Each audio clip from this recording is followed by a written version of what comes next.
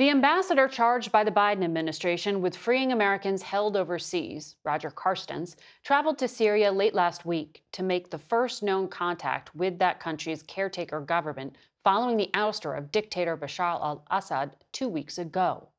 Carstens sought help finding American journalist Austin Tice, who disappeared 12 years ago. We spoke with Carstens on Friday about why it was important to be on the ground in Syria.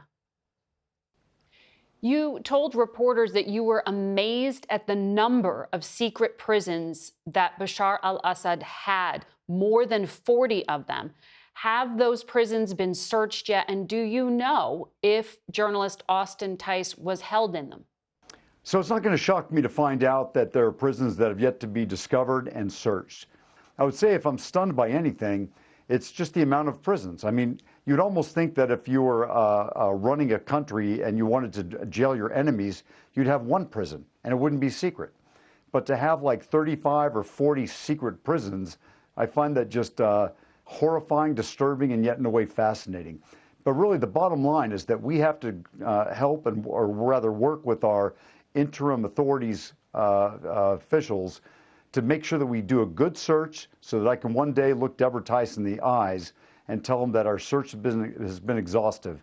Now, in a perfect world, we're going to find Austin Tice. I think I've gone on record numerous times saying that I believe that he's alive and he's waiting for me to find him. And the president not long ago said that he believes Austin's alive. Our job in the U.S. government is to keep pressing and pressing and pressing to find out Austin's location, his disposition, his status, and to bring him home. You're referring to them as interim authorities. Ahmed al Shar, the head of HTS, also known as Ahmed al Shar, was described by State Department officials as being very pragmatic in those meetings today. But his group and he himself are still technically designated as terrorists under U.S. law because of prior affiliation with al-Qaeda. Do you trust that they are being helpful to the U.S. now?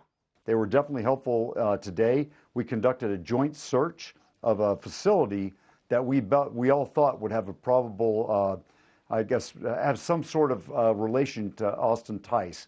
So I understand, of course, their past. What I can tell you is that right now they're being helpful in the search for Austin. So you conducted a joint search with HTS of a prison today.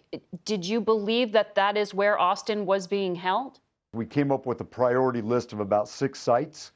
And of those 6 sites, we felt that this had the highest probability of having held Austin at one time. But really, I guess I would say the best way to describe it is we're just not sure. With the time that we had in the ground, seemed to be our best shot. So we gave it a good hard look. We're going to review all the information and evidence that we collected and hopefully render some more decisions about the probability. But really, our job is to just keep searching. The Assad intelligence ministries were known for keeping scrupulously detailed records, numbering prisoners alive and dead. Do those records still exist? So we've had a chance to find various documents, or I would even say file folders holding information. Again, in the joint search that we conducted with the interim authorities today, we came across numerous documents. That's going to have to be brought back.